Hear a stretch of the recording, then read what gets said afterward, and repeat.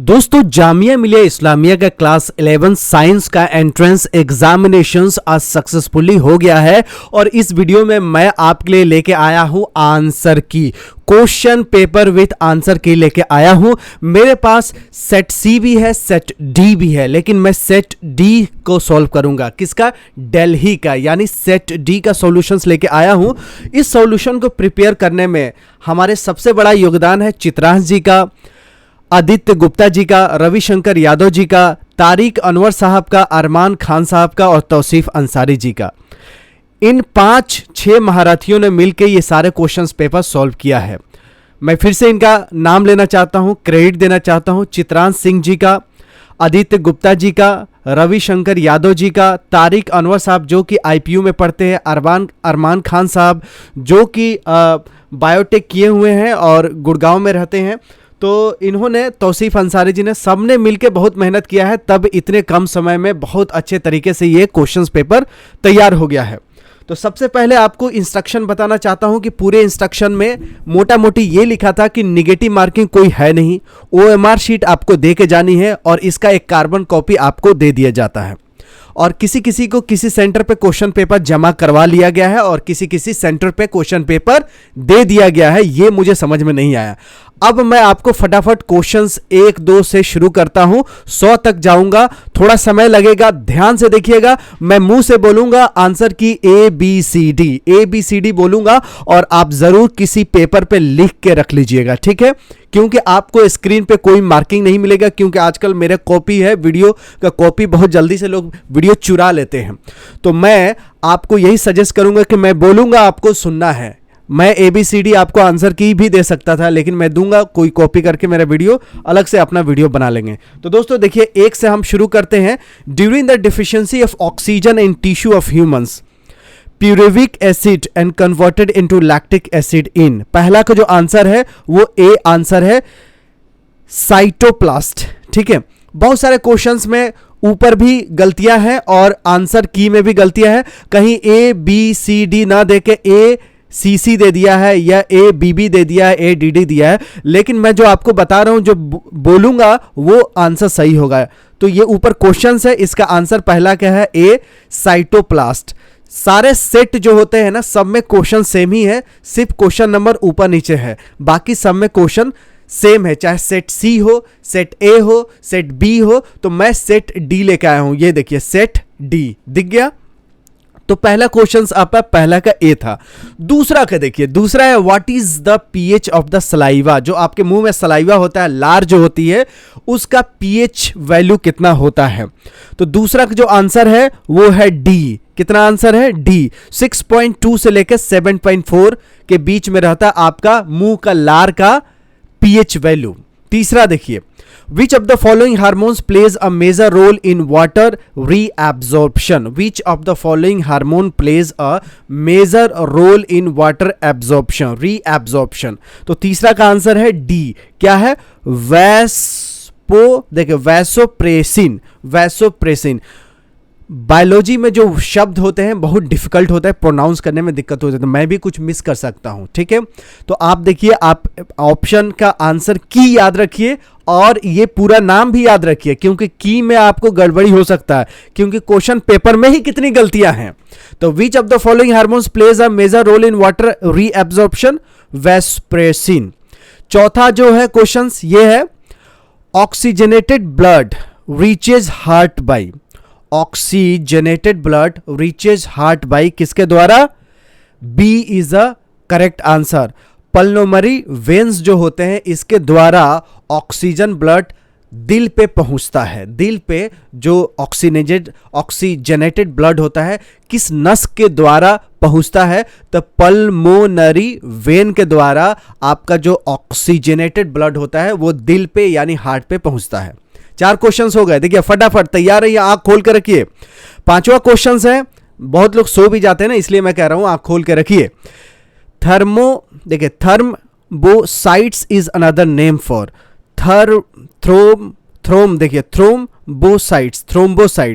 Thrombocyte is another name for, मुझे भी याद हो जा रहा है बताते बनाते।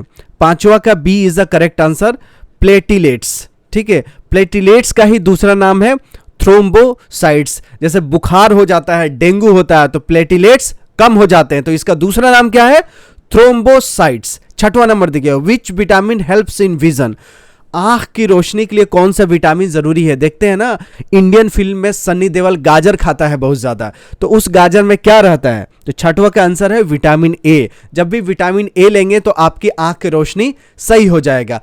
अब सातवां क्वेश्चन पे चलते हैं। By which name is the family planning currently known as, किस नाम से family planning currently known as? ठीक है, सातवां का आंसर देखिए, सातवां का आंसर है D, reproductive and child health care. Family planning currently known as, किस नाम से फैमिली प्लानिंग करेंटली जाना जाता है? अभी यूपी में भी जनसंख्या कंट्रोल पे बिल बन रहा है, तो फैमिली प्लानिंग मतलब हम दो हमारे दो वाले कंसेप्ट। तो इसका जो नाम है डी है, reproductive and child health care. आठवां देखिए, which of the following is not the function of the large intestine, कौन सा इसमें लार्ज इंटेस्टाइन का फंक्शन नहीं है? तो आठवां का जो आंसर है वो बी है, एब्जॉर्ब्स 90% ऑफ न्यूट्रिएंट्स, जो कि इसका फंक्शंस नहीं है। किसका? लार्ज इंटेस्टाइन का। बाकी सब काम है इसका, forming faeces, defecating, absorbing some water, ions and vitamin, लेकिन 90% न्यूट्रिएंट्स को एब्जॉर्ब करे, ये इसका फंक्शन नहीं है। किसका? बड़ी आंत, जिसको बोलते हैं लार्ज इंटेस्टाइन। नौवां क्वेश्चन देखिए, रेस्पिरेटरी कोशेंट इज, तो 9 का आंसर है CO2 डिवाइडेड बाई O2, यानी 9 का जो आंसर है वो बी है, 9 का B, CO2 divided by O2। B मतलब बॉम्बे, डी मतलब दिल्ली, तो मैं बॉम्बे दिल्ली भी आपको बोल दूंगा तो याद हो जाएगा। बॉम्बे मतलब बी, दिल्ली मतलब डी, ए मतलब आगरा, सी मतलब कलकत्ता। ठीक है, 10वां क्वेश्चन देखिए, the number of pairs of sex chromosomes in the zygote of human is, 10वां का जो आंसर है ये ए है, 1 होता है। कितने पेयर होते हैं? 1 पेयर होते हैं sex chromosomes in the zygote of human, तो 10वां का आंसर है A1। 11 देखिए, which covid vaccine important to India from Russia, Russia से कौन सा वैक्सीन आया है? तो 11 का जो आंसर है वो है डी, जिसको चित्रांश जी ने बहुत मेहनत करके इसको आंसर फाइंड आउट किया है, तो 11 का जो आंसर है डी। और 12वां का देखिए, Aedes अबाबा is the capital of, तो 12 का आंसर है डी, क्या है? इथोपिया। इथोपिया का राजधानी का है एडिस अबाबा, बाबा देखिए अबाबा। इथोपिया एक साउथ अफ्रीका में देश है, सऊदी अरबिया के जस्ट बिलो देखेंगे मैप में तो सऊदी अरबिया जो है, उसके बाद नील नहर है और नील नहर के जस्ट नीचे है इथोपिया। इथोपिया की राजधानी है एडिस अबाबा, ठीक है, इसका राजधानी। तो 12 क्वेश्चंस हो गए, अब फटाफट आगे बढ़ते हैं, देर नहीं करते हैं। और जिन्होंने एग्जाम दिया है वो तो बहुत ध्यान से देख रहे होंगे, लेकिन जिन्होंने एग्जाम अगर अगले साल भी देना है या और भी किसी यूनिवर्सिटी में देना है तो देख लीजिए, इस टाइप के क्वेश्चंस आपके आएंगे साइंस वाले। Which state loses its special status under article 370 इन 2019? सबको पता होगा कि कौन सा ऐसा राज्य है अपने देश में जिसका आर्टिकल 370 उस पे था धारा, उसको 2019 में हटा लिया गया है। तो 13 का आंसर है जम्मू एंड कश्मीर में आर्टिकल 370 धारा 370 था, 2019 में हटा लिया गया है। 14 नंबर क्वेश्चन देखिए, who is the recipient of 2020 Rajiv Gandhi Khel Ratna award? खेल रत्न अवार्ड राजीव गांधी, कल ही मैं ऑब्जेक्टिव क्वेश्चंस बनाया था, उसमें आपको खेल के लिए बताया था कि कौन कौन से अवार्ड किसको मिले हुए हैं। तो 14 का जो आंसर है वो है सी, रोहित शर्मा को 2020 में राजीव गांधी खेल रत्न पुरस्कार से नवाजा गया था। किसको? रोहित शर्मा जी जो क्रिकेट खेलते हैं। 15 नंबर देखिए, where is the Nathula pass located? Nathula pass कहां पे है, किस राज्य में है? तो 15 का आंसर है आगरा। आगरा यानी सिक्किम, सिक्किम में नथुला पास है। कहां पे है? सिक्किम में, ठीक है। तो 15 का ये आंसर है, कौन सा? सिक्किम हो जाएगा आगरा। मतलब आगरा मतलब मैं कह रहा हूं आगरा जगह का नाम नहीं, ए को आगरा मैं बोल रहा हूं, बी को बॉम्बे बोल रहा हूं, सी को कलकत्ता बोल रहा हूं, डी को दिल्ली बोल रहा हूं।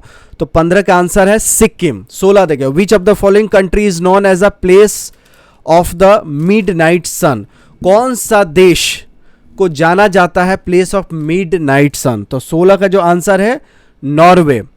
ठीक है, नॉर्वे जो जगह है इसको बोला जाता है प्लेस ऑफ मिडनाइट सन। तो 16 का जो आंसर है वो है बॉम्बे, यानी बी नॉर्वे। नॉर्वे 16 का आंसर है क्या, नॉर्वे। 17 में देखिए, which of the following is the correct significance of yellow revolutions in India. श्वेत क्रांति है जिसको दूध की क्रांति बोलते हैं, ठीक है। उसी तरह हरा ग्रीन रेवोल्यूशंस, उसी तरह पीला भी है येलो रिवॉल्यूशंस। तो 17 का जो आंसर है डी ऑयल सीड प्रोडक्शन, यानी आजकल देख रहे हैं तेल कितना महंगा हो गया है, तो सरसों हो गया, तोड़ा हो गया, तीसी हो गया, जिसका तेल मिलता है, तिलहन जिसको बोला जाता है। तो तिलहन का जो फसल है उसको रिवॉल्यूशंस लाने को बोलते हैं येलो रिवॉल्यूशन, क्योंकि सरसों होता है पीला। तो पीली क्रांति वही है जो सरसों का तेल की क्रांति, यानी ऑयल सीड प्रोडक्शंस के लिए। 18 नंबर देखिए, name of the book written by Alberuni. मैंने आपको जीके में बताया था कि कौन सा किताब किसने लिखा है, कुछ इंपॉर्टेंट आपको दिया था बुक्स और उसके राइटर का नाम यानी ऑथर का नाम। तो अल-ब्रूनी कौन सा बुक लिखा है इनमें से, तो 18 का आंसर है बी किताबुल हिंद। किताबुल हिंद को किसने लिखा है, अल-ब्रूनी ने लिखा है किताबुल हिंद, ठीक है। 18 क्वेश्चंस हो गया, फटाफट आगे बढ़ते हैं। देखिए 19, Shahjahan build Taj Mahal in the memory of. Shahjahan ji ने ताजमहल बनाया था किस में, किसके नाम पे, तो देखिए नाम बहुत लोगों को कम पता है। मुमताज, मुमताज तो सब जानते हैं, लेकिन उनका असल नाम कौन सा था। तो 19 का जो आंसर है ए अर्जुमंद बानो। देखिए मुमताज, मुमताज भी उनको नाम बोलते थे कि मैं तेरा शाहजहां तू मेरे मुमताज। तो मुमताज का नाम जो है बहुत लोगों को नहीं पता है, तो उनका नाम था अर्जुमंद बानो, अर्जुमंद बानो। 20 का देखिए, who of the following was for the first time designated as the governor of India. देखिए इसमें जो 20 नंबर हमारा जो क्वेश्चन है कि भारत में जो पहला गवर्नर जनरल जो डेजिग्नेटेड किया था, यानी कि यहाँ पे इसको मतलब 20 नंबर का जो क्वेश्चन है इसको हम लोग डिटेल में बता रहे हैं। डिटेल में देखिए, यहाँ पे देखिए इसमें थोड़ा सा मिस प्रिंटिंग है ना, तो मिस प्रिंटिंग है वो चित्रांश जी आपको बता रहे हैं। जी सर, को पहला जो भारत का गवर्नर जनरल इंडिया बनाया गया था उसका नाम था लॉर्ड विलियम बेंटिक। यहाँ पे जो ऑप्शन ए है आपका लॉर्ड क्लाइव, ये फर्स्ट ब्रिटिश गवर्नर जनरल था जो कि बंगाल का था। उसके बाद से ऐसे ही लॉर्ड कॉर्नवालिस था, ये भी गवर्नर जनरल ऑफ बंगाल था। इसे ही वॉरेन हेस्टिंग भी गवर्नर जनरल ऑफ बंगाल था, और लॉर्ड वेल्सले और लॉर्ड क्लाइव दोनों एक ही समय गवर्नर जनरल थे। तो ऑप्शन जो आपका बी का जो क्वेश्चन का जो ऑप्शन है आपके, ये चारों ऑप्शन इसमें सही नहीं है, लेकिन जो हमारा इसमें जो सही आंसर होगा वो क्या होगा, लॉर्ड विलियम बेंटिक। तो आपने अगर इसमें से कोई भी आंसर आप ट्रिक करेंगे तो आपका क्वेश्चन सही माना जाएगा, क्योंकि इसमें आंसर आपके नहीं दिया गया है। तो जो फर्स्ट गवर्नर जनरल जो था इंडिया का, जिसको ब्रिटिश इंडिया ने यहाँ पे बनाया था, उसका नाम था लॉर्ड विलियम बेंटिक। तो दोस्तों देखा आपने कि 20वां जो क्वेश्चन है इसमें मिस प्रिंटिंग है। यह हो सकता है क्वेश्चन बनाने में कुछ गलती हो गई है, टाइपिंग एरर भी हो सकता है। तो 20 का जो करेक्ट आंसर होना चाहिए था लॉर्ड विलियम बेंटिक, ठीक है। तो इसमें से कोई भी ऑप्शन सही नहीं है, इसके मतलब आप कोई भी टिक करेंगे तो इस क्वेश्चंस को माइनस करके ही आपका इवैल्यूएशन किया जाएगा। फटाफट आगे बढ़ते हैं, आगे साइंस भी आने वाला। विच of the following compound is not type of carbon compound. इसमें से कौन सा कंपाउंड है जो कि कार्बन कंपाउंड नहीं है, तो 21 का आंसर है बी, क्या है, विटामिन्स। विटामिन्स जो होते हैं वो कार्बन के कंपाउंड्स नहीं होते हैं। तो आपको पता चल गया। देखिए फटाफट, जिन्होंने सही लगाया था उसको कॉन्ग्रेचुलेशंस, जिन्होंने सही नहीं लगाया वो सीख ले, हो सकता है अगले साल भी एंट्रेंस एग्जामिनेशंस दे, नहीं तो बीएचयू और एमयू का तो अभी आगे होने वाला है, उसका डेट अभी आया नहीं है। 22 नंबर देखिए, which is D नेचर्ड spirit. D नेचर्ड spirit कौन सा है, तो 22 का जो आंसर है वो है सी, इथेनॉल एंड मिथेनॉल 5%, वो है डी नेचर्ड स्प्रिट। तो 22 का आंसर क्या है, सी है, इथेनॉल एंड मिथेनॉल, 22 का सी। 23 देखिए, आउट ऑफ द MgNaL यानी magnesium and aluminium which has higher first ionisation energy. कौन सा फर्स्ट आयोनाइजेशन एनर्जी है, तो 23 का आंसर है, 23 का आंसर है ए, मैग्नीशियम। तो 23 का आंसर है मैग्नीशियम। आप लोग लिखते जाइएगा, ठीक है, सुनने से नहीं होगा, फिर आप कैसे कैलकुलेट कीजिएगा कितना आपका नंबर है। निगेटिव मार्किंग है ही नहीं, जितना आपका सही होगा उतना ही नंबर आएगा। 24 देखिए, the by product of soap is. Soap का बाई प्रोडक्ट क्या बनता है, तो 24 का आंसर है ग्लिसरॉल। ये B answer, glycerol. Glycerol glycerol जब साबुन बनाते हैं ना तो उसका बाई प्रोडक्ट ग्लिसरॉल बन ही जाता है। तो 24 हो गया। अब 25 क्वेश्चन देखिए, what type of oxide would eka aluminium form, EKA aluminium form, which type of oxide. तो 25 का जो आंसर है वो है E2O3। देखिए क्या है, E2O3। तो 25 का आंसर है सी। 25 का क्या आंसर है, सी फॉर कैलकाटा। 25 का सी आंसर है E2O3। 26 देखिए, what is used in fire extinguisher, आग बुझाने के लिए कौन सा इस्तेमाल होता है। तो 26 का आंसर है NaHCO3। 26 का ए, NaHCO3, सोडियम बाइकार्बोनेट यूज होता है आग को बुझाने में। तो 26 का ए आंसर है ए। 27 का, विच of the following is not a mineral acid, कौन इसमें नीचे है मिनरल एसिड नहीं है। तो 27 का आंसर है citric acid, B is the correct answer. Citric acid जो है वो मिनरल एसिड नहीं है। 28 देखिए, which of the following oxide of iron would be obtained on a prolonged reaction of iron with the steam, कौन सा इनमें निम्न में लिखा हुआ आयरन है, ऑक्साइड्स के आयरन है जो कि प्रोलॉन्ग रिएक्शंस ऑफ आयरन से विथ स्टीम से रिएक्शन करके मिलता है। तो 28 का जो आंसर है Fe3O4, Fe3O4। तो 28 का आपका सी इज अ करेक्ट आंसर। 28 का सी आंसर है, ठीक है। तो 28 का सी हो गया। 29 देखिए, stainless steel is a very useful material for our life. In stainless steel iron is mix with, iron किससे मिक्स होकर बनता है, आपको पता ही होगा, निकेल और क्रोमियम से। तो 29 का आंसर जो होगा निकेल और क्रोमियम में मिलके स्टेनलेस स्टील बनता है। स्टील बनता है आयरन में कॉपर मिलाने से, और स्टेनलेस स्टील जो होता है ना, जो आपका बाइक का रिंग होता है जो चमकता है, साइकिल का भी रिंग चमकता है, वो स्टेनलेस स्टील होता है जिसको SS बोलते हैं। आजकल लोग छत के ऊपर भी बाउंड्री पे लगाते हैं, जो पहले दीवार के बाउंड्री बनाते थे, अब पाइप का जो SS का पाइप होता है मॉल में भी यूज़ होते हैं, चमकता रहता है पाइप, ठीक है। उसमें मूर्छा भी नहीं लगता, जंग भी नहीं लग सकता है, मतलब रस्टिंग नहीं होता है। तो 29 का ए, निकेल एंड क्रोमियम। 30 का, we store silver chloride in a dark colour बोतल because it is, silver chloride को डार्क कलर बोतल में क्यों रखते हैं। 30 का जो आंसर है वो सी है, to avoid action by sunlight. अगर डार्क बोतल में नहीं रखेंगे तो रोशनी से उसका रिएक्शन कर देता है, कौन, सिल्वर क्लोराइड। रोशनी पड़ती है, प्रकाश पड़ता है तो रिएक्शन हो जाता है। 30 क्वेश्चन हमने कर लिया मजे मजे में। अब देखिए, अब तो देखिए चढ़ने में दिक्कत होता है, उतरने में तो बहुत आसान होगा। अब उतरने वाले हैं। When copper powder is heated it gets coated with, जब कॉपर पाउडर को हीट किया जाता है तो इसके ऊपर कोटेड किसका हो जाता है। तो 31 का जो आंसर है ए, ब्लैक कॉपर ऑक्साइड। 31 का ब्लैक कॉपर ऑक्साइड। 32 का, the major constituents of biogases, जो बायोगैस है उसका मेजर कंस्टिट्यूएंट्स क्या है। देखिए, बायोगैस जो गोबर गैस भी बोलते हैं उसका मेजर जो कंस्टिट्यूएंट्स है, यानी 32 का जो है सी, मीथेन। मीथेन ही सबसे ज्यादा होता है बायोगैस में, यानी 32 का सी, मीथेन इज करेक्ट आंसर। 32 का सी उत्तर होगा मीथेन। 33 का कौन सा उत्तर होगा, which of the following remain unchanged on going down the group in the periodic table. Which of the following remain unchanged, क्या अनचेंज होता था on going down the group in the periodic. देखिए, आपको ये बहुत मतलब केमिस्ट्री में आदित्य गुप्ता जी ने पढ़ाया होगा कि 33 का जो आंसर होगा वो ए होगा। वैलेंस इलेक्ट्रॉन सेम रहता है, जैसे सोडियम हो गया, पोटासियम होगा, सबके आउटर मोस्ट ऑर्बिट में एक ही होता है। तो पीरियोडिक टेबल में अगर ऊपर से नीचे जाएंगे तो सब में वैलेंसी सेम होता है। जैसे क्लोरीन, ब्रोमीन, आयोडीन, जितने भी ये ऊपर से नीचे जा रहे हैं वो सारे क्या है, उनका वैलेंस इलेक्ट्रॉन सेम होता है। ऊपर से नीचे जितने भी जाएंगे सब एक लाइन में है तो उसका वैलेंसी सबका सेम होता है। सीधी सीधी बात है। पीरियोडिक टेबल में ऊपर से नीचे जाएंगे तो एक लाइन में जितने भी एलिमेंट्स है सबका वैलेंस इलेक्ट्रॉन सेम होता है। 34 देखिए, HCl is an Arrhenius acid because it gives. 34 का आंसर है A, H+ ions in aqueous solutions. तो 34 का आंसर है A, H+ ions in aqueous solution. 35 देखिए, which of the following salt does not contain any water of crystallisation. 35 का जो answer है वो है सी, बेकिंग सोडा, जो कि कंटेन नहीं करता है कोई भी वाटर का क्रिस्टलाइजेशन। तो 35 का आंसर है सी, बेकिंग सोडा।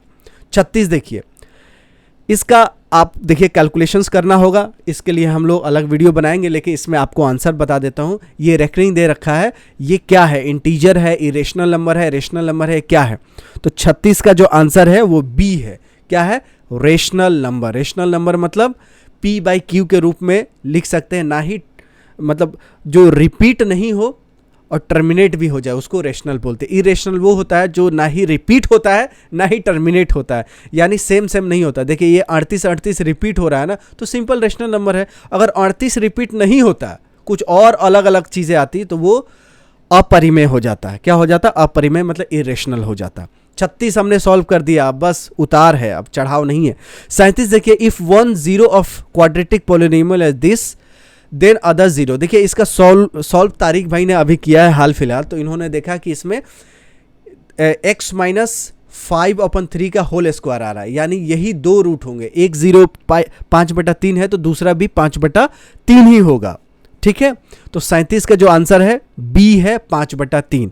38 देखिए, ये इक्वेशन दे रखा है, इस इक्वेशंस को, ये लीनियर इक्वेशंस है, इस लीनियर इक्वेशन को सॉल्व करेंगे तो x का वैल्यू निकल जाएगा, y का वैल्यू निकल जाएगा, दोनों को माइनस करेंगे तो 38 का जो आंसर आएगा वो आ जाएगा 3। तो 38 का ए यानी 3, ये करेक्ट आंसर होगा, ये वाला जहाँ पे माउस घूम रहा है मेरा, जहाँ माउस घूमेगा वही आंसर होगा, ये ध्यान रखिएगा। 39 जो है 39 है, if 1 is a root of quadratic equation then the value of A. अब एक जो है वो x का वैल्यू, x की जगह 1 रख देंगे तो a का मान जो निकलेगा वो निकल के आएगा 39 का b, 1 निकल के आएगा। ठीक है, तो 39 का आंसर है b। 39 का जो आंसर है, 39 का जो उत्तर है b, 1 निकल के आएगा, वैल्यू ऑफ 1। कैसे आया?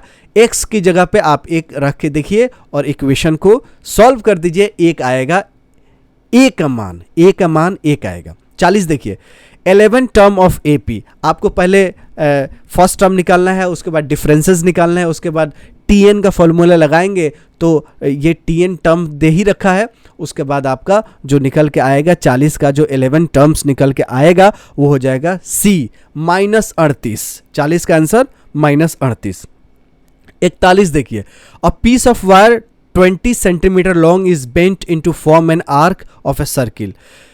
20 सेंटीमीटर का एक तार को वृत्त बनाया गया है, यानी सर्किल बनाया गया। Subtending an angle 60 degree at its centre, then the radius of the circle is. अब इसको कैलकुलेट करेंगे तो 41 का जो आंसर आएगा वो आएगा, 41 का बी आएगा आंसर, 60/पाई।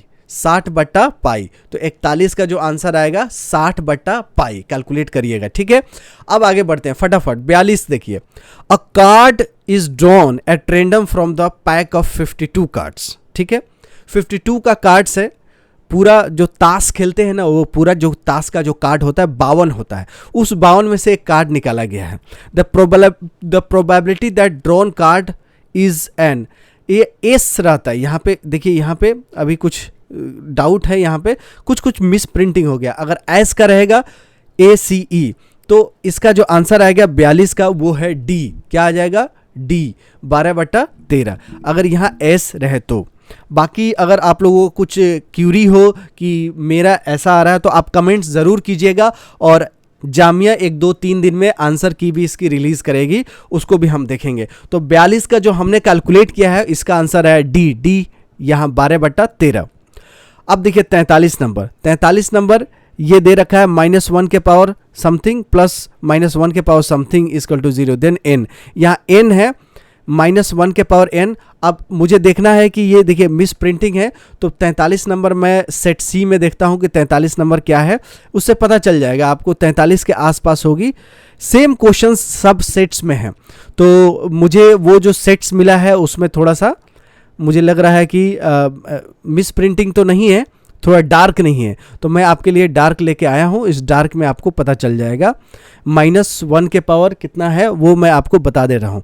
ठीक है, ये देखिए हम सेट सी अभी देख रहे हैं, उसके बाद हम ये देखिए -1 के पावर n है प्लस -1 के पावर 8n है। क्या है? 8n है।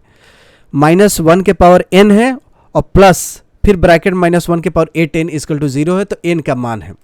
तो n का मान जो निकल के आएगा 43 का, 43 का जो निकल के आएगा वो सी, एनी नेचुरल नंबर। तो 43 का क्या है, एनी नेचुरल नंबर।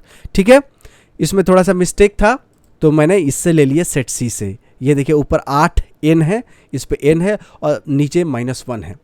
अब हम 43 नंबर सॉल्व कर चुके हैं, तो 43 का सी, एनी नेचुरल नंबर, यही उत्तर होगा 43 का। 44 का देखते हैं। आप लोग बोर हो गए ना? देखिए एग्जाम होता है, बोरिंग तो होता है, लेकिन आपका जीवन चेंज कर देता है, जीवन चेंज करता है और आपकी जो घर में खुशियाँ लेके आता है, माँ बाप के चेहरे पे मुस्कान लाता है, क्योंकि आपका एडमिशन हो जाएगा तो कितने लोग प्राउड फील करेंगे कि आपका बेटा बेटी यहाँ इस बड़े यूनिवर्सिटी में पढ़ते हैं। तो थोड़ा सा देखिए, बोरिंग काम करते करते ही विराट कोहली भी बोरिंग काम करते हैं, आमिर खान भी करते हैं, सब अपने फील्ड में मास्टर है क्योंकि बोरिंग काम करते हैं। जो इंस्टाग्राम पे रील देख रहा है, फेसबुक पे भी शॉर्ट वीडियोस देख रहा है, यूट्यूब पे भी, तो मज़े तो कर रहे हैं, लेकिन कब तक कितना मज़े करोगे यार? कुछ खाना पीना तो है। जानवर रोज आज खाते हैं, कल को कहाँ खाना मिलेगा उनको पता नहीं, इंसान सेव करके रखता है। तो थोड़ा सा मेहनत करने से ना फल ज़रूर मिलता है। चलिए, आप बोलेंगे ज़्यादा ज्ञान की बातें होगी। 44 नंबर देखते हैं। बहुत लोग कमेंट भी करेंगे, कमेंट कर दीजिए, कोई दिक्कत नहीं। 44 नंबर देखिए, if the LCM and HCF of two numbers are 182 and 13 respectively. LCM दे रखा है, एचसीएफ दे रखा है, वन नंबर इज दिस, तो सेकेंड नंबर क्या होगा? तो 44 का आंसर हो जाएगा सी, 91। बोर हो जाते हैं ना, थोड़ा सा इधर उधर बात करना बहुत ज़रूरी होता है, तभी आपका नींद खुल जाता है। 45 नंबर देखिए, फादर के एज 6 टाइम्स हिज सन का है। 4 years बाद the age of the father will be the 4 times his son. The present ages of son and father in years respectively. तो 45 का जो आंसर आएगा सी, 6 and 36। ठीक है, 45 का आंसर है सी, 6 and 36। 46 नंबर देखिए, 46 है एक्स स्क्वायर प्लस 1 के whole square minus S square equal to 0 has कितने रूट्स होंगे? ठीक है, तो 46 का जो आंसर है वो है सी, नो रियल रूट्स। कोई रियल रूट्स नहीं निकल के आ रहा है, क्योंकि उधर एक्स स्क्वायर जा रहा है, फिर इमेजिनरी आ जा रहा है। तो 46 का जो आंसर आएगा वो सी आएगा, नो रियल रूट्स। अब आगे बढ़ते हैं, 47 number. A circle drawn with the origin as the centre passes through this, the point which does not lie in the interior of the circle is. 47 का देखिए, 47 का आंसर हो जाएगा डी। कह रहा है कि एक सर्किल ड्रॉन किया जाता है जिसका ओरिजिन इस सेंटर से पास कर रहा है। The point which does not lie in the interior of the circle is, कौन सा पॉइंट उसके इंटीरियर पे लाई नहीं करेगा, यानी बाहर होगा। तो आप देखिए 47 का डी जो है इसके बाहर होगा। ठीक है, 13/2 देखिएगा, -6 इसमें दे रखा है जो कि बाहर होगा। बाकी आप कैलकुलेट करेंगे और ड्रॉ करेंगे तो पता चल जाएगा। तो 47 का जो आंसर है हमने जो कैलकुलेट किया है 47 का डी है। 48 के देखिए, the value of cos theta 0, cos 1 degree, cos 2 degree, ये डिग्री इज 48 जो कैलकुलेट करेंगे तो आपका आएगा डी, 0 आएगा। ठीक है, द वैल्यू ऑफ इतना इतना इतना इतना सब मल्टीप्लाई है तो ये इसका वैल्यू आएगा 0। ये आपका टाइम कंज्यूम करने के लिए क्वेश्चन दिया गया जो आपका टाइम बर्बाद करे, बाकी देखिए आंसर 0 आ जाएगा। ठीक है, तो 48 का आंसर है डी, 0। 49 का देखिए, 49 का, the decimal form of this, इसको डेसिमल में निकालेंगे तो क्या टर्मिनेटिंग होगा, नॉन टर्मिनेटिंग होगा या नॉन टर्मिनेटिंग रिपीटिंग होगा। तो 49 का हमने निकाला तो हमें मिला है कि नॉन टर्मिनेटिंग है, टर्मिनेट नहीं हो रहा है, बाकी रिपीट हो सकता है लेकिन ये नॉन टर्मिनेटिंग है। तो 49 का बी आंसर है। 50 का देखिए, if the zeros of quadratic polynomial are इतना, 0 दे रखा है 2 और -2, देन ए की वैल्यू क्या होगी, बी की वैल्यू क्या होगी। तो 50 का आंसर है डी, ए बराबर 0 आएगा और बी बराबर -6 निकल के आएगा। ए बराबर 0, बी बराबर -6। 51 देखिए, triangle A B C, triangle B D E are two quadrilateral triangles that such that D is the midpoint of BC. Ratio of the areas of triangle ABC and triangle BDE is. तो 51 को जो answer आएगा आप calculate करेंगे तो C is the correct answer, 4/1 यानी 4:1 आएगा। ठीक है, 4:1, 51 का आंसर है C, 4:1। अब हम लोग आधा से ज़्यादा पार करती हैं क्योंकि लास्ट में तो इंग्लिश है, फटाफट बनेगा।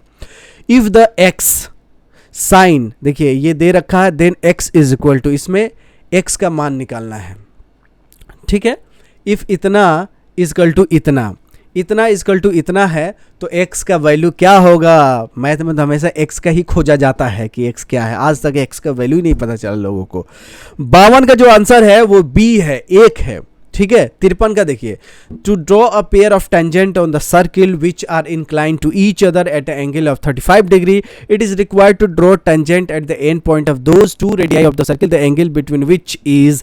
53 का जो आंसर आएगा वो 53 का है डी, 145 डिग्री। कितना? 145 डिग्री। ड्रॉ कीजिएगा, आपको पता चल जाएगा। The median of set 9 distinct observation is 20.5. If each of the tangent 4 observations of the set is increased by 2, then the median of the new set is। 54 का जो answer आएगा D, remains the same as that of the original set। तो 54 का answer होगा D, remains the same as that of original set। 55, if the probability of the event is P, the probability of its complementary event will be। 55 का जो answer आएगा 55 के C, 1 minus P। Probability 55 का C answer है, 1 minus P. 56 देखिए, factor which does not affect electromagnetic induction is. 56 का जो बहुत करेक्ट आंसर है वो है डी है, क्योंकि ये मटेरियल ऑफ द कॉइल पे डिपेंड नहीं करता है। 56 का डी आंसर होगा। जो इलेक्ट्रोमैग्नेटिक इंडक्शन है एरिया ऑफ द लूप पे डिपेंड करता है, मैग्नेटिक फील्ड पे भी डिपेंड करता है, ओरिएंटेशन ऑफ कॉइल पे भी डिपेंड करता है कि कौन अपोज करेगा, कौन एडअप करेगा, लेकिन मटेरियल ऑफ द कॉइल पे नहीं डिपेंड करता है। तो 56 का आंसर हो जाएगा डी। 56 हो गया। अब हम बनाते हैं 57। The direction of magnetic field development around a current carrying conductor can be easily found by the use of 57। 57 का आंसर है ए, राइट हैंड थंब रूल। दाहिना हाथ का अंगूठा वाला जो नियम है वही direction of magnetic field development around the current carrying conductor can be easily found by the use of right hand thumb rule. 57 का ए। 58 का resistivity of the given conductor depends on. Resistivity किस पे डिपेंड करता है? देखिए, length of the conductor किस पे, बताइए। देखिए, सोचिए, बहुत आसान है।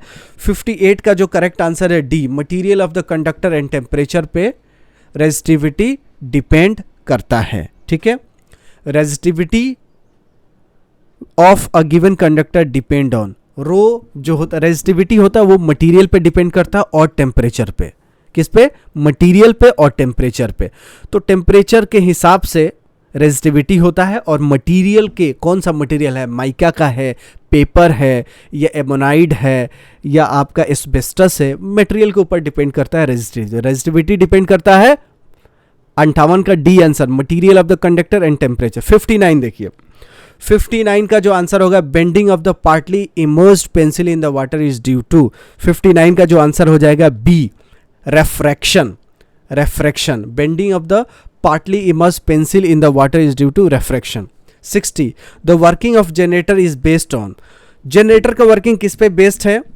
वो है आपका इलेक्ट्रोमैग्नेटिक इंडक्शन पे। आपका जो घर में मोटर यूज होता है, जनरेटर यूज होता है, सब इलेक्ट्रोमैग्नेटिक इंडक्शन पे बेस्ड है। तो 60 का जो है आंसर बी। 61 देखिए, 61 का जो आंसर है, virtual image larger than object can be produce by. 61 का आंसर है ए, कनकेव मिरर। कनकेव मिरर के द्वारा वर्चुअल इमेज लार्जर ऑब्जेक्ट का बन जाता है, कनकेव मिरर। ठीक है, virtual image larger than object can be, मतलब जो छोटा ऑब्जेक्ट होगा ना उसको बड़ा में करके दिखाएगा, कौन सा?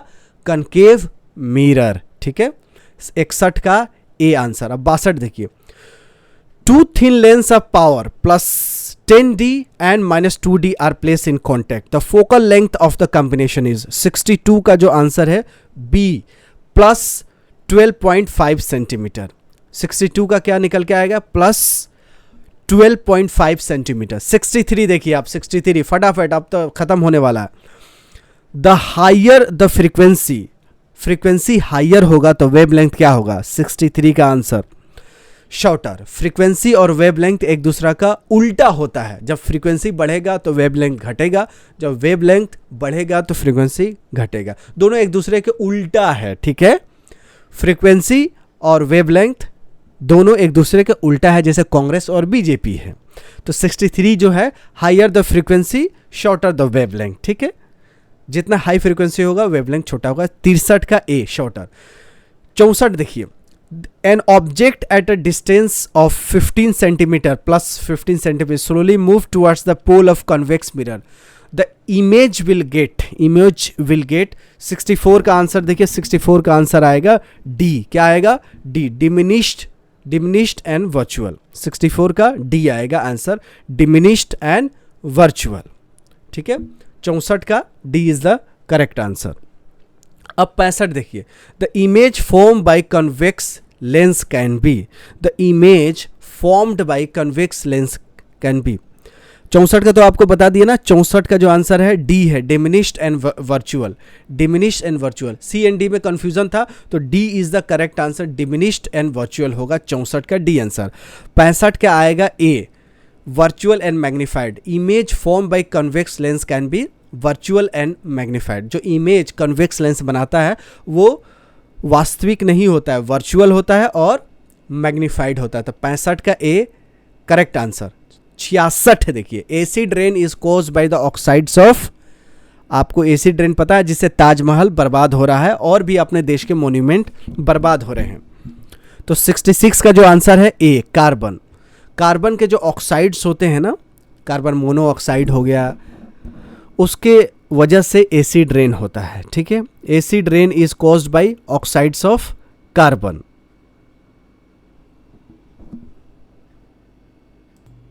तो दोस्तों देखिए, acid rain is caused by oxide of carbon नहीं, सल्फर एंड नाइट्रोजन के जो ऑक्साइड्स होते हैं जिसको सॉक्स नॉक्स बोलते हैं, उसके वजह से एसिड रेन होता है। तो 66 का जो आंसर आ जाएगा वो आ जाएगा डी, 66 का आंसर डी। आपको जो भी डाउट है कमेंट बॉक्स में लिखिएगा, आपका भी आंसर को अगले वीडियो में ज़रूर बताया जाएगा कि आपने जो करेक्ट करेंगे तो किसी ना किसी को फ़ायदा ज़रूर होगा। तो हमने 66 क्वेश्चंस सॉल्व कर दिए हैं।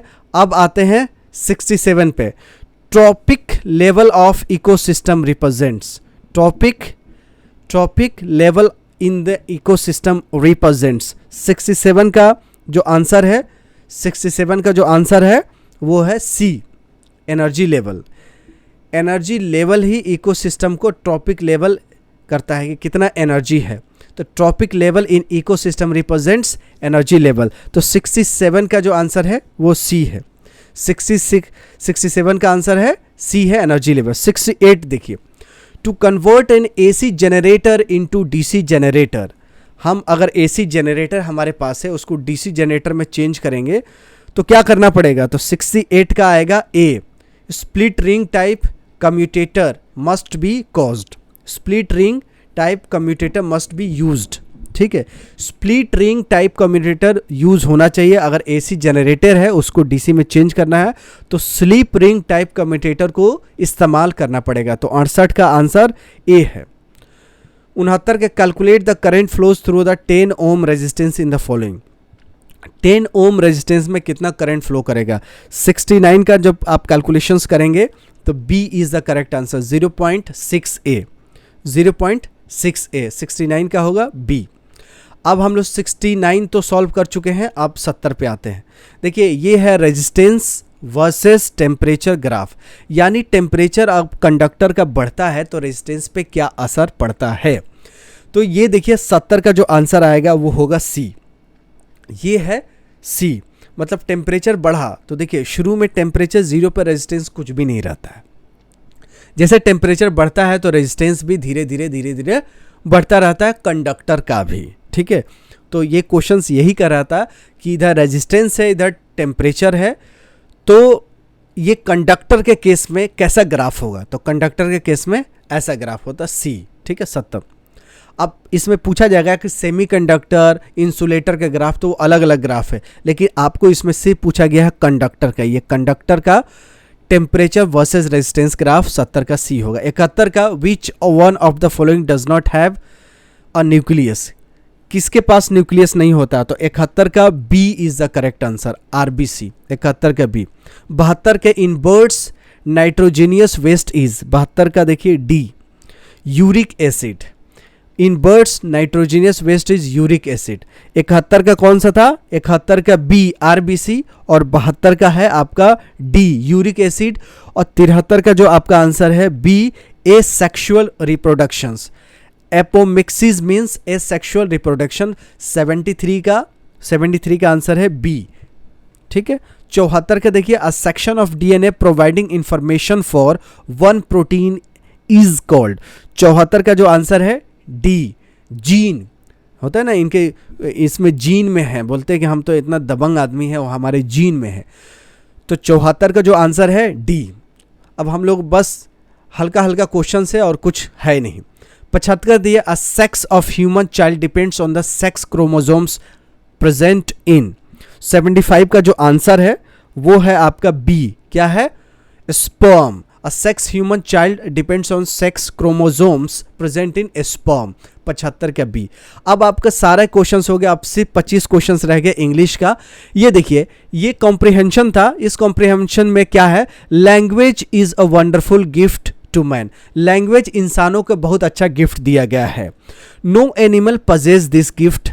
किसी भी जानवर के पास ये स्पेशल क्वालिटी नहीं है जो अपने में भाषाओं में बात कर सकते, जैसे हम लोग बंगाली में, उड़िया में, भोजपुरी में, खड़ी में, हरियाणवी में, पंजाबी में, तमिल में, तेलुगु में, मलयालम में, राजस्थानी में, हरियाणवी में, मराठी में बात करने की जो कैपेबिलिटी है वो जानवरों में नहीं है, ये कह रहा है। But they have their one own ways of expressing themself. फिर भी वो अपने में बात कर लेते हैं। When a rabbit sees an enemy it run away into hole. Rabbit जो होता है दुश्मन को देखता है तो अपने जो होल होता है, यानी जो छेद होता है, उसमें घुस जाता है ना। ज़मीन में जैसे छेद बने रहते हैं ना, होल बने रहते हैं, बिल जो गांव में बोलते हैं, उसमें घुस जाता है। Its tail which is white bobs up and down as its run. जब रैबिट दौड़ता है ना तो उसका जब पूंछ है ना लहराता हुआ जाता है। इसके वजह से दूसरा रैबिट भी देख लेता है कि देखो एक रैबिट भाग रहा है, जरूर कोई दुश्मन होगा, हमें खा लेगा, तो मैं भी भागता हूं। तो other rabbit sees in and they run too. अगर एक रैबिट भागता है तो उसके पूंछ लहराता है, उस पूंछ लहराते हुए देख के दूसरा रैबिट भी भागने लगता है, क्योंकि दुश्मन आ रहा है, कहीं खा ना जाए। They know that there is a danger. वो जानते हैं कि कोई खतरा है। When a cobra is angry, जब कोबरा जो सांप होता है एग्री होता है, मतलब नाराज होता है, गुस्सा होता है, तो it raises its hood and make itself looks fierce. जब कोबरा गुस्सा होता है ना तो वो जो अपना फन है वो एकदम बिल्कुल उठा लेता है, उसका मुंह बहुत ऊपर आ जाता है। तो लोग समझते हैं कि सांप बिल्कुल नाराज हो गया, किसी ना किसी को डसेगा ही। दिस वांस अदर एनिमल्स। तो दूसरे जानवर भी सतर्क हो जाते हैं कि कोबरा बिल्कुल गुस्सा हुआ है, किसी ना किसी को डसेगा। When a bee has found some food, it goes back to the hive. अगर मधुमक्खी के पास कुछ खाना मिल जाता है तो अपने मधुमक्खी अपने छत्ते के पास, जो छत्ता बनाई रहती है, अपना घर जो बनाई रहती है जिसमें से मध निकलता है, उसमें चली जाती है। It can't tell the other bees where is the food is by speaking to him. अब एक मधुमक्खी के पास कहीं खाना मिल गया तो वो लेके अपने छत्ता के पास चली जाती है, लेकिन वो दूसरे को नहीं बता सकती है कि कहाँ पे वो खाना मिला था। अगर हम बता देंगे कि कोरोना वुहान में मिला था, तो हम तो एक दूसरे को जानते हैं कि कोरोना वायरस वुहान से शुरू हुआ था, वुहान से, चाइना से। लेकिन एक मधुमक्खी अपना खाना लेके आती है तो वो बता नहीं सकती अपने दूसरे मधुमक्खी के मैंने खाना कहाँ से लाई हूँ। But it does a kind of dance in the air. But वो खाना मिल जाता है ना तो हवा में डांस करती है, जिससे दूसरे को पता चल गया है कि इसको खाना मिल गया, लेकिन कहाँ से मिला है ये नहीं पता चलता है। Some animals say things by making sounds. Some animals say things by making sound. Some जो जानवर होते हैं, कुछ जानवर आवाज़ से पता चल जाता है, एक दूसरे को सुन के पता चल जाता है कि दुखी में, जैसे कुत्ता एक को मारिए, मतलब नहीं मारना चाहिए, तो अलग साउंड होता है तो सारे कुत्ते सतर्क हो जाते हैं। एक भौंकता है तो सब पूरा गांव के भौंकने लगते हैं। इसके मतलब एक भौंकता है, कुत्ता रोता है तो बहुत सारे रोने लगते हैं। तो एक जानवर दूसरे जानवर से कुछ बात कहते हैं। और dog bark when a stranger comes near. अगर कोई भी अनजान व्यक्ति किसी गाँव में जाता है, गली में जाता है, कुत्ते भौंकने लगते हैं। तो ये था पैसेज। अब इसमें क्वेश्चन है कि cobra raises it's hoods when it is. Cobra अपना हुड को कब रेज करता है? जब वो एंग्री हो जाता है। तो 76 का बी आंसर है। 77 का when rabbit sees an enemy. जब रैबिट दुश्मन को देखता है तो क्या करता है भाई? होल में घुस जाता है। यहाँ होल्ड लिखा है ना, यहाँ होल्ड ना होके होल होता, डी ना होके ई होता। It runs away into its hole, क्योंकि यहाँ लिखा है ना कि जब रैबिट्स एनिमी को देखता है तो कहाँ? अपने होल में भाग जाता है, अपने बिल में भाग जाता है। तो 77 का डी आंसर है। 78 देखिए, rabbits white tail bobs up and down. Rabbits का जो पूंछ है ऊपर नीचे कब लहराता है? जब वो डांस करता है, जब वो बिल में घुस जाता है, या हंसता है, जब भागता है तो भागता है, तो एज इट्स रन्स। तो 78 का बी आंसर हो जाएगा एज इट्स रन्स। ठीक है, 77 का डी था और 76 का बी था, 76 के बी, 77 के डी, 78 के बी। अब देखिए, language is a wonderful gift from God. God ने इंसानों को बहुत अच्छा गिफ्ट दिया है। किसको? चिड़ियों को, जानवरों को, लायन को या इंसान को? तो मैन को, इंसानों को दिया है लैंग्वेज गॉड ने। तो 79 क्वेश्चंस आपका हो गया। अब देखिए फटाफट और क्वेश्चंस हो जाएंगे, अब खत्म हो गया। द वर्ड पजेज मीन्स, पजेज मतलब होता है ओन्स, मतलब मैं मान लीजिए कि मेरे पास चैनल है, मैं चैनल पजेज कर रहा हूँ, तो मैं चैनल ओन्स कर रहा हूँ। तो 80 का सी आंसर है, 80 का सी। 81 का identify the tense use in the given sentence, you are always working on our laptop. तो देखिए ये प्रेजेंट टेंस तो है, प्रेजेंट, लेकिन इसमें is am are was were नहीं लगा हुआ है, इज एम आर आर लगा हुआ है। वर्किंग भी आई एन जी, तो प्रेजेंट कंटिन्यूअस है ना, सिंपल है। देखिए आर, इज एम आर और आई एन जी लगता है, V4 हो जाता है। तो ये प्रेजेंट कंटिन्यूअस, तो 81 का सी है, प्रेजेंट कंटिन्यूअस। यू आर, जैसे I am singing, you are eating, you are watching my video, ये सब प्रेजेंट कंटिन्यूअस टेंस है। You are watching my video, ये प्रेजेंट कंटिन्यूअस टेंस है। You are watching, you are sleeping, you are eating, you are playing, तो इसमें लिखा है ना यू आर ऑलवेज वर्किंग, तो ये भी प्रेजेंट कंटिन्यूअस टेंस है, यानी 81 का सी। 82 देखिए, fill in the blanks with the future perfect tense. अब फ्यूचर है, परफेक्ट भी है, क्या होगा इसमें? फ्यूचर होगा तो हमेशा ये शुड आउट तो नहीं लगना चाहिए, वुड लगना चाहिए, और इसमें परफेक्ट है तो हैव लगना चाहिए। परफेक्ट टेंस है तो थर्ड फॉर्म होना चाहिए, तो सेव्ड, वुड हैव सेव्ड, तो 82 का सी आंसर हो जाएगा। 83 देखिए, identify the tense use in underline please. She has decided, देखिए हैज हैव लगा हुआ है और थर्ड फॉर्म है, तो प्रेजेंट परफेक्ट टेंस हो जाएगा, यानी 83 का बी हो जाएगा, क्योंकि हैज हैव लगा हुआ है और थर्ड फॉर्म लगा है, V3 लगा हुआ है, तो प्रेजेंट परफेक्ट टेंस। अब देखिए 84, the whole family. Whole family, अब इसमें क्या लिखा जाएगा? एक फैमिली है ना, होल फैमिली को एक मिला जाएगा, तो इसमें कंफ्यूजन ये था कि हैज लगेगा या हैव लगेगा, तो बहुत लोग कंफ्यूज हो गए थे, यार प्लूरल है भाई, फैमिली तो एक बोला जाएगा, फैमिली आ रही है या फैमिली आ रहे हैं, फैमिली आ रहे हैं या फैमिली आ रही है, एक ही फैमिली माना जाएगा ना। तो यहाँ पर फैमिली की बात हो रही है तो हैज़ लगेगा, बहुत लोग कंफ्यूज हो रहे हैं और बताए हुए थे, तो डिस्कशन हुआ, तो 84 का A is the correct answer. The whole family has been invited for the ceremony. ठीक है, पूरा फैमिली को इनवाइट किया गया है बारात के लिए या मैरिज एनिवर्सरी के लिए या बर्थडे पार्टी के लिए या कोई और भी ओकेजन्स के लिए। तो the whole family has been invited, family यहाँ पे प्लूरल नहीं है, सिंगुलर है, तो इसलिए has been invited. Fill in the blank with the past perfect tense. अब देखिए पास्ट परफेक्ट है, पास्ट है तो जाहिर से बात है, देखिए क्या लगेगा, परफेक्ट है तो आपको थर्ड फॉर्म तो लगना ही लगना है। टेंस, अब देखिए विक्रम डैश हिज जॉब, तो 85 का जो आंसर है 85 का सी, हैड डन।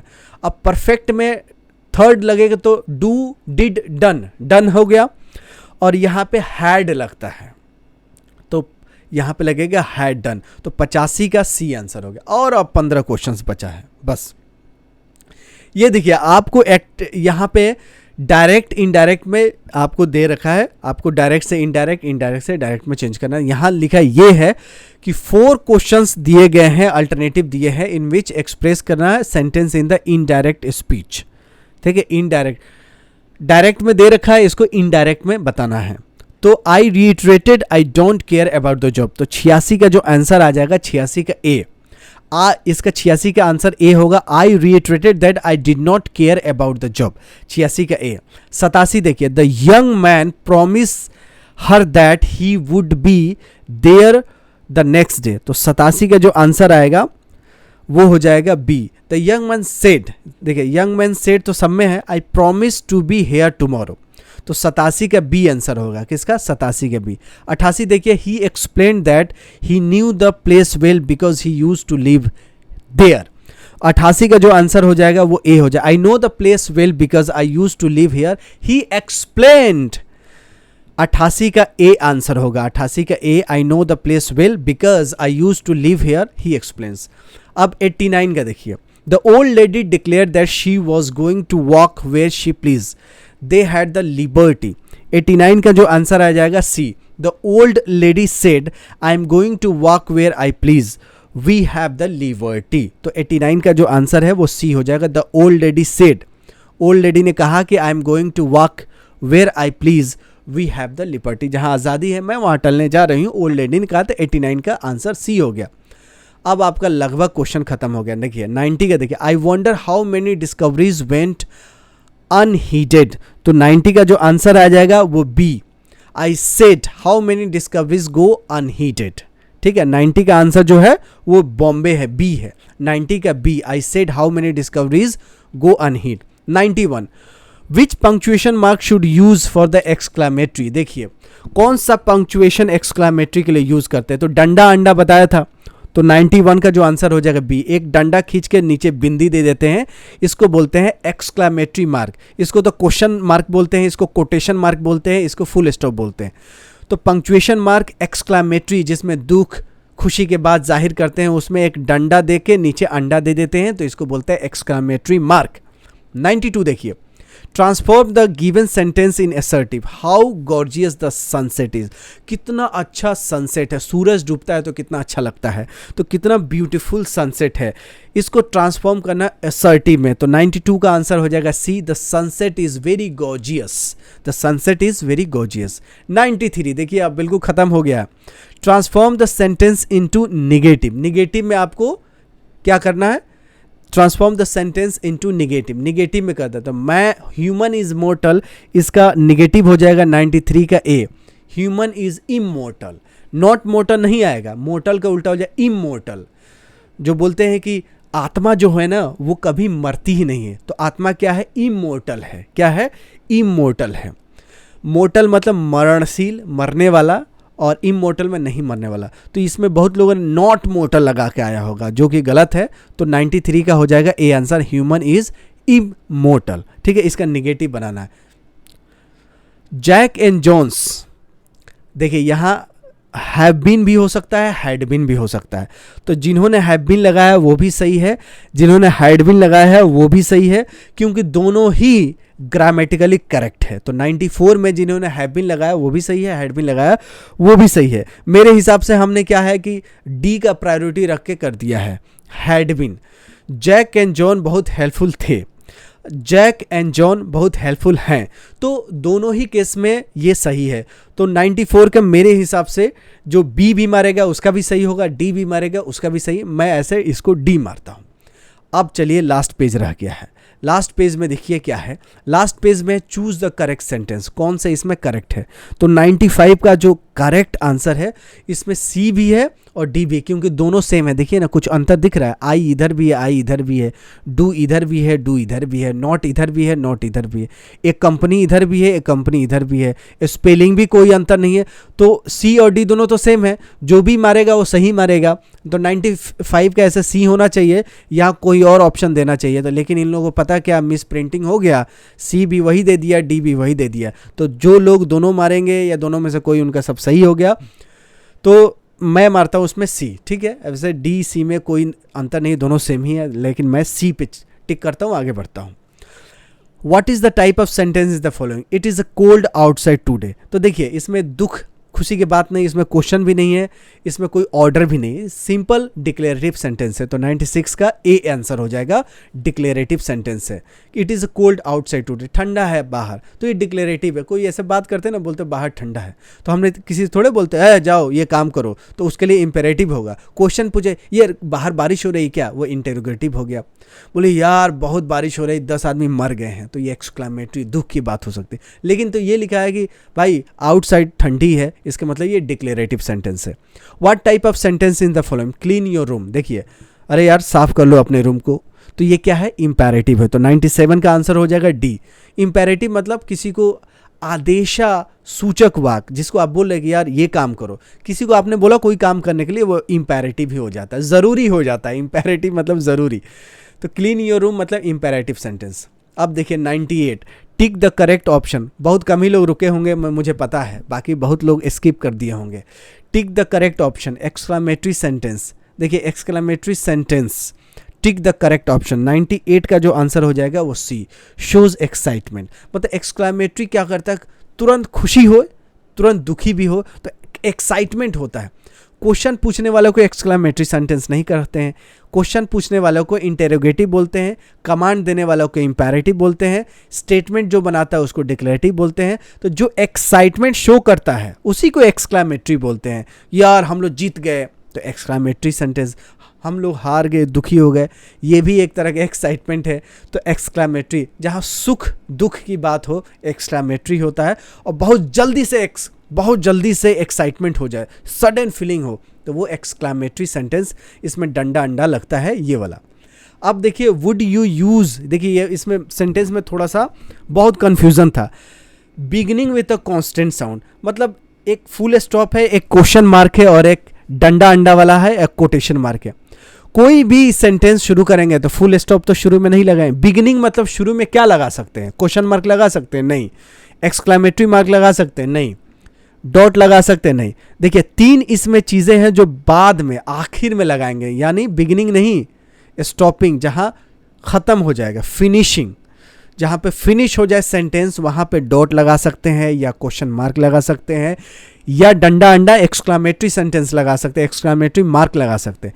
कोटेशन हम कुछ शुरू करते हैं तो कोटेशन से शुरू कर सकते हैं। तो बिगिनिंग में डी, 99 का डी आंसर होगा। अब 100 पे पहुंच चुके हैं, बहुत कम ही लोग 100 पे आए होंगे। देखिए अभी 1 घंटा भी नहीं हुआ, 100 क्वेश्चन हमने सॉल्व कर दिया। अगर आप प्यार से करेंगे, अच्छे से करेंगे, तो आप 2 घंटे में आराम से कर पाएंगे। Transform the given sentence into optative, optative sentence में चेंज करना है। यू आर वेरी इंटेलिजेंट, तो 100 का जो आंसर है डी है। How intelligent you are, optative में आपको पता है डंडा अंडा लगता है, तो सिंपल से दिमाग लगाना भाई, क्वेश्चन मार्क ऑप्टेटिव में नहीं लगता है, डॉट भी नहीं लगता है। तब बिल्कुल भगवान से दुआ बद्दुआ के बात हो, उसको ऑप्टेटिव सेंटेंस बोलते हैं। तो यू आर वेरी इंटेलिजेंट, इसको चेंज करना था ऑप्टेटिव में, तो डंडा अंडा लगेगा। हाउ इंटेलिजेंट यू आर, कितना ब्रिलियंट हो यार तुम, तो इसमें डंडा अंडा लगा। तो ये हो गया ऑप्टेटिव सेंटेंस जो मैं आपको पढ़ाया था। तो मुझे उम्मीद है कि आपको अच्छे नंबर आए, और जिसको ये वीडियो की ज़रूरत है उसको भेजें। और अगले साल के प्रिपरेशंस कर रहे हैं तो ये बड़ा इंपॉर्टेंट है, आपको आइडिया लग गया होगा किस टाइप से क्वेश्चन पूछे जाते हैं। और आने वाले समय में आपको और अच्छे से हम अपने ऐप पे तो पढ़ाई करवा ही रहे हैं और आगे और भी करवाते रहेंगे। बस आपकी दुआ की दरखास्त है, आप दुआ करते रहें। हमें उम्मीद है कि आपको ये वीडियो पसंद आई होगी, तो लाइक कीजिएगा और चैनल पर नए हो तो सब्सक्राइब कीजिएगा। सेट सी का मैंने सॉल्यूशन दिया था, मेरे पास दोनों क्वेश्चन पेपर है, सेट सी और सेट डी भी। हम अपने ऐप पे इसको अपलोड कर देंगे, ओरिजिनल क्वेश्चन पेपर को। ठीक है दोस्तों, मिलते हैं अगली वीडियो में, तब तक you take good care of yourself. जय हिंद, जय जामिया।